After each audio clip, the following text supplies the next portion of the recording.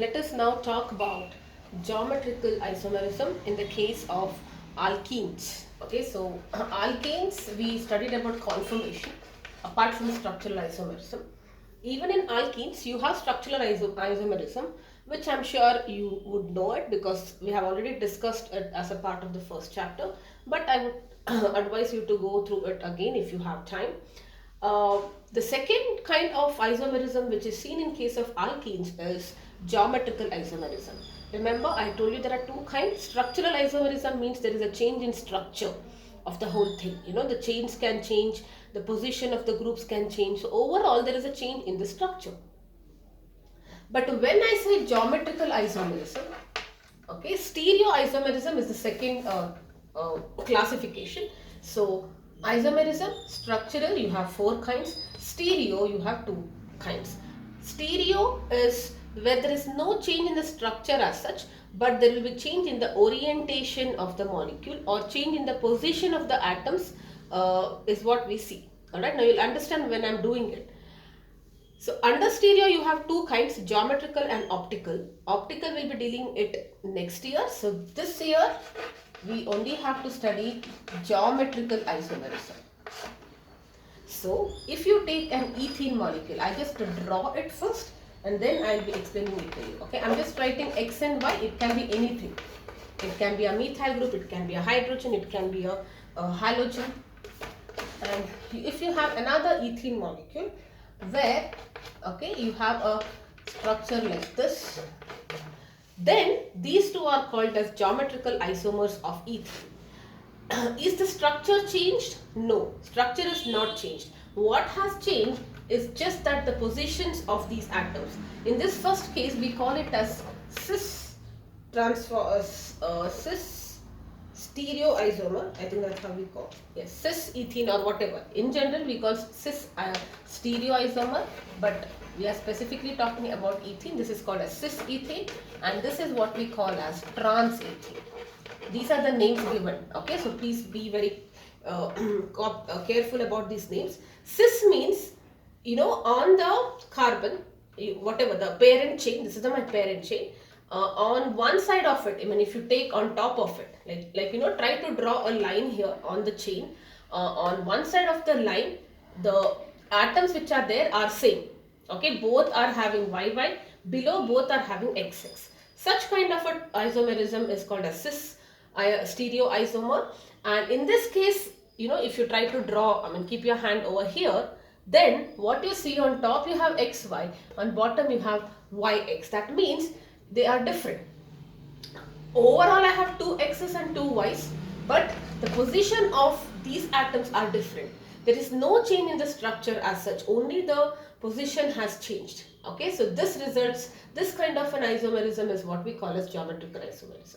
The reason why it is called as trans is, you know, you can visualize this to be a transversal.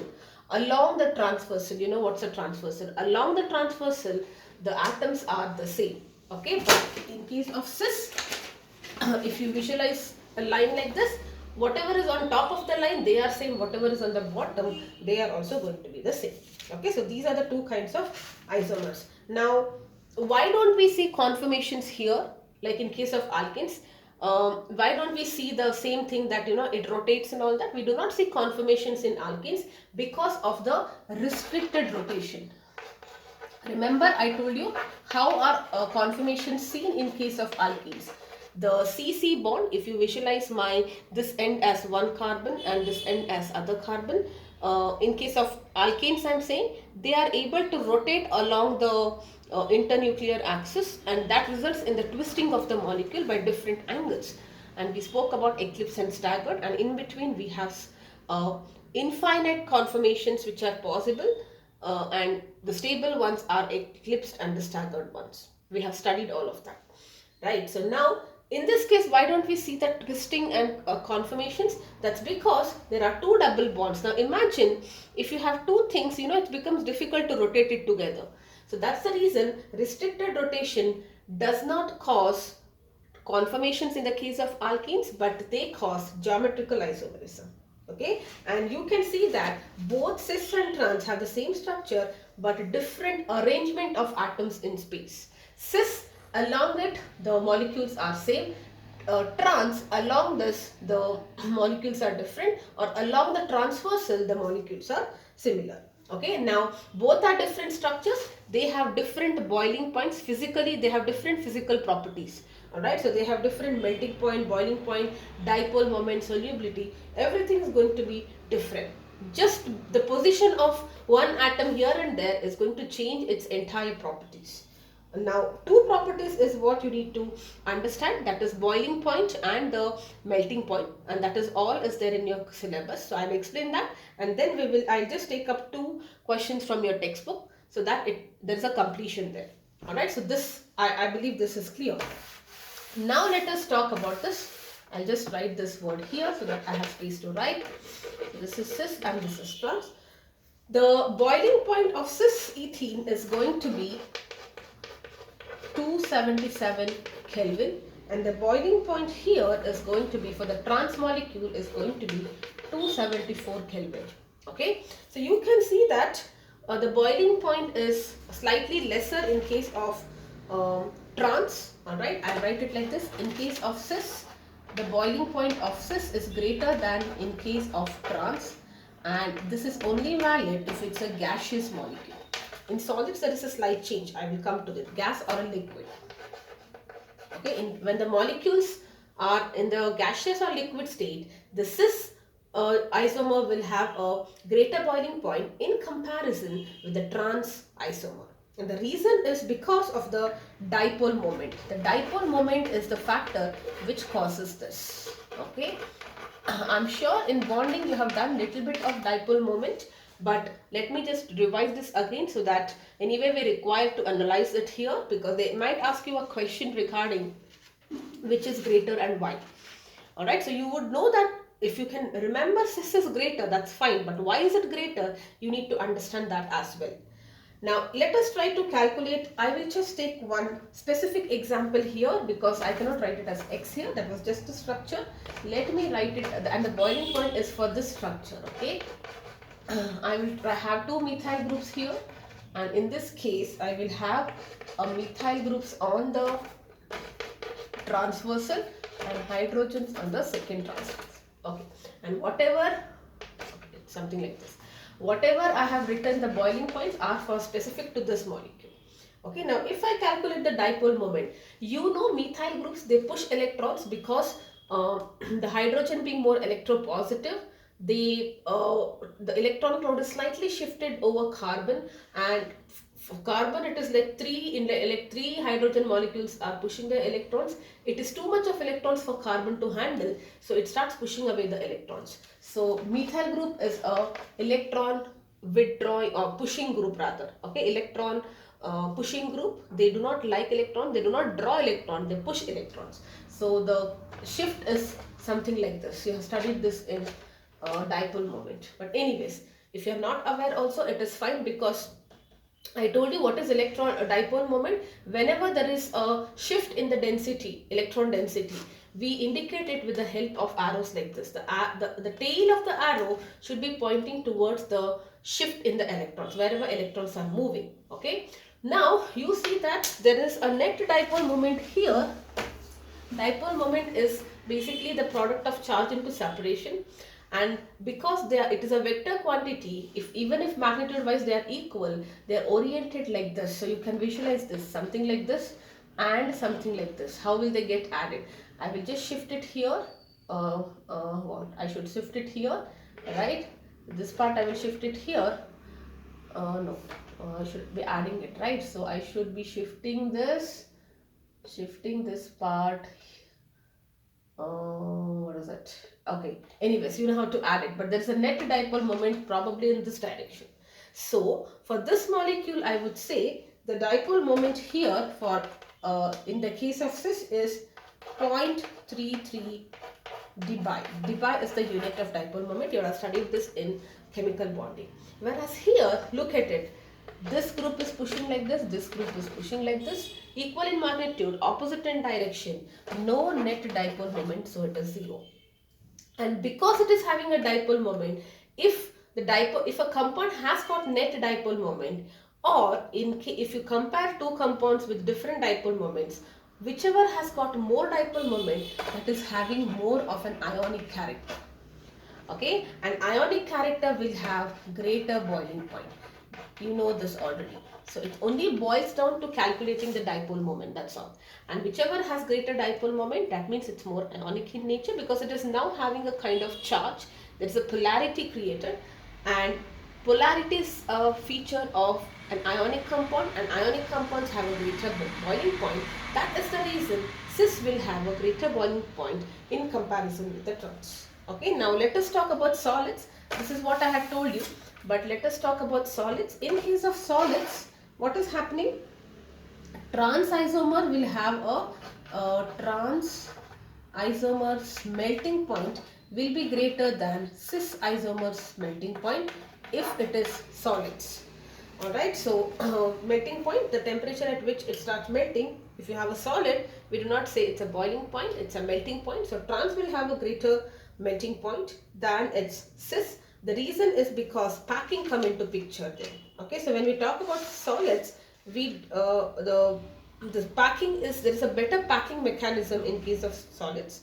So in case of trans, there is symmetrical, the packing is better. That's the reason it has got a higher melting point. So the reason is because packing. But what is packing?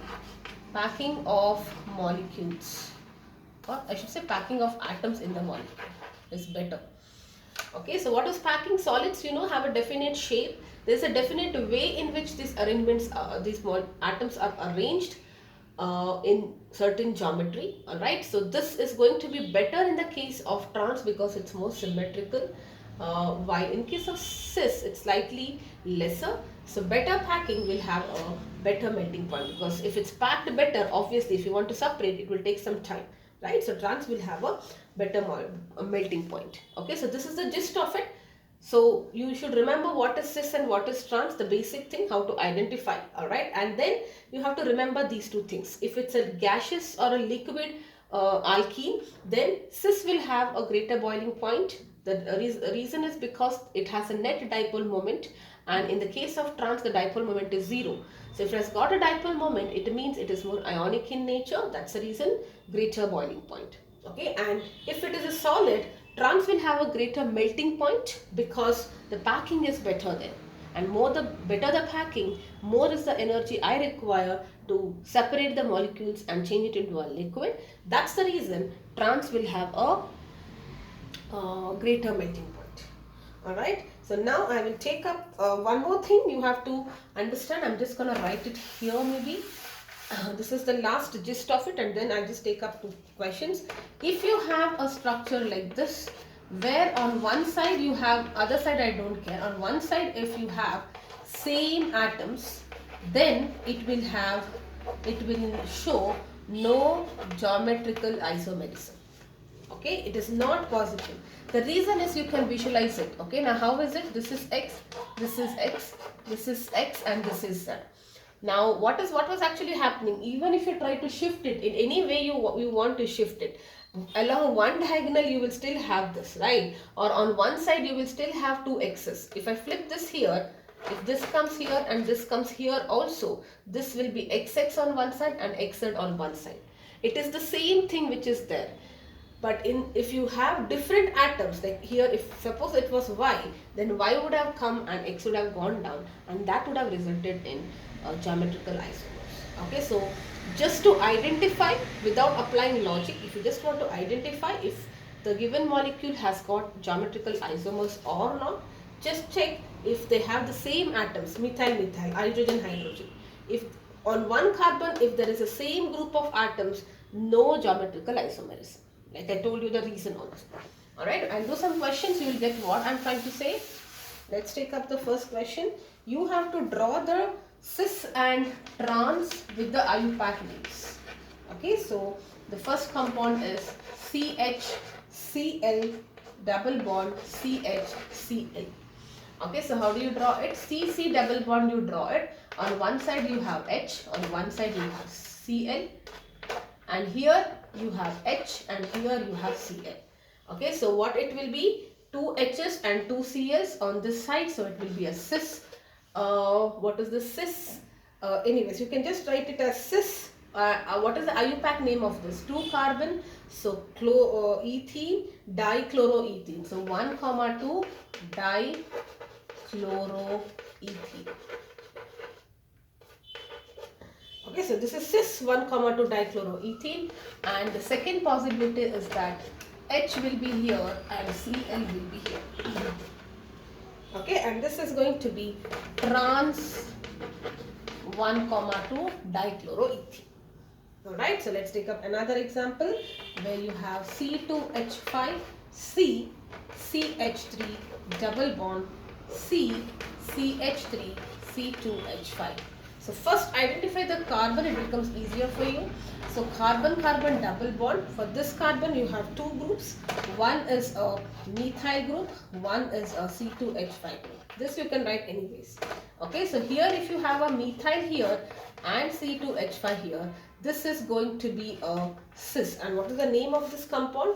Now this also has carbon. So it is no longer an ethene now, because 1, 2, 3, 4, 5, 6 carbon, and you should be selecting this as the parent because this is having 2 carbons, 4, 5, 6. Here you will be having 4 carbons.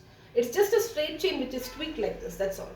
So this will be a carbon 1, 2, 3, 4, 5, 6. 6 is hexene, hex, and the bond or the double bond will be on 2, so it will be hex 2ene.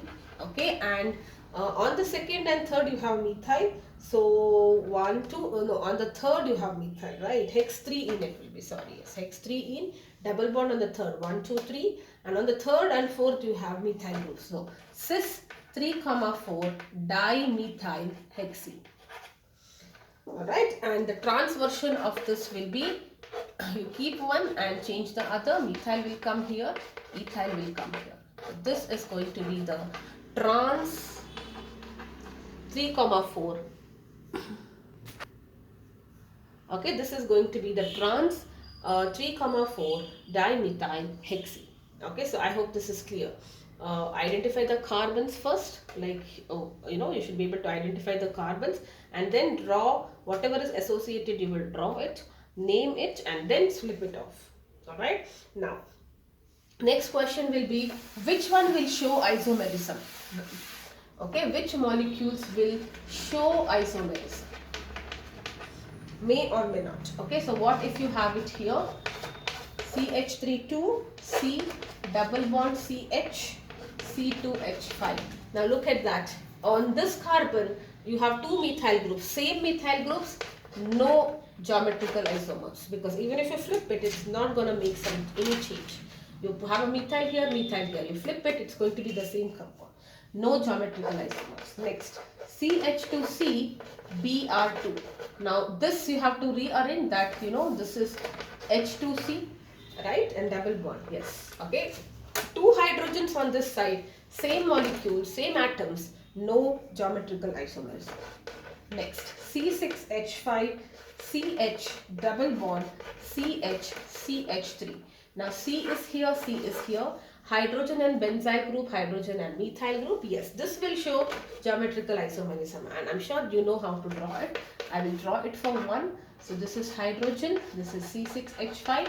Here you have a hydrogen and this is a methyl.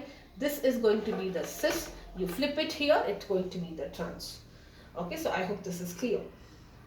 Similarly, you have CH3CH, double bond, CCl, Identify C first. H and methyl, Cl and methyl, two different groups. So yes, this will also show cis and trans isomers. Okay, now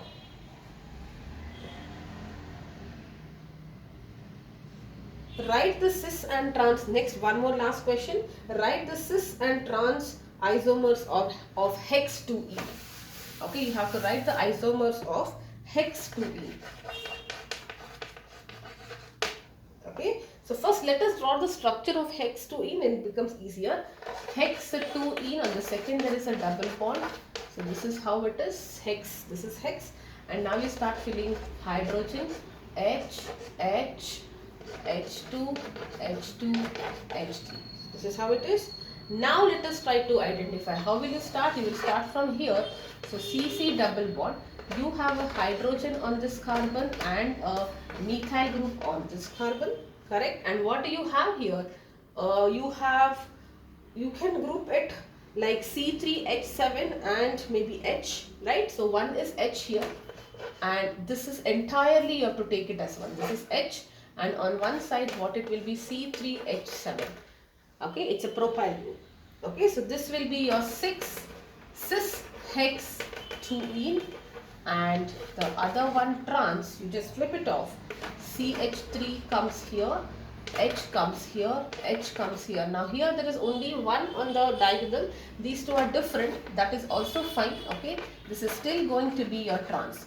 Along the diagonal it is not same, but along one diagonal, one transversal, it is same. Okay, so this is also going to be your trans isomer. Okay, so they can also ask you which one has got a better boiling point and all that. So it depends on, now you know in physical properties, let me just also quickly tell you the physical properties of this, which is very similar to alkanes. Alright, so like I told you, alkanes show isomerism conformations due to free rotation, and alkenes show you cis trans isomerism because of restricted rotation of CC double bond, and they are non-polar in nature just like your alkenes because their net dipole moment is 0. This is one reason, or also little difference in the electronegativity of carbon and hydrogen. Alright, and this is an exception. Cis will still have a net dipole moment, and they will be partially soluble in water. Okay, because they are little bit ionic. Correct? No, they are not soluble. Sorry, yes, they are insoluble in water. Still, even if they are having ionic, they are insoluble in water and soluble in organic solvents. Alright. First three members are gas. First three members C1, C2, C3 are gases. Remember the states because it will help you in understanding the melting and boiling point. Next 14 are liquids. From after this 14 are liquids, and then it is solids. Alright. All are colorless and odorless just like alkenes except ethene. Ethene is colorless, but it has got kind of odor. Except ethene, everything colorless and odorless. Insoluble in water because they are non-polar in nature, soluble in organic solvents. Just like alkenes, if the mass increases, there is an increase in the boiling point, and also if the area increases, there is an increase in the boiling point. So condensed structures will have less boiling point, similar to alkenes. Okay, yes.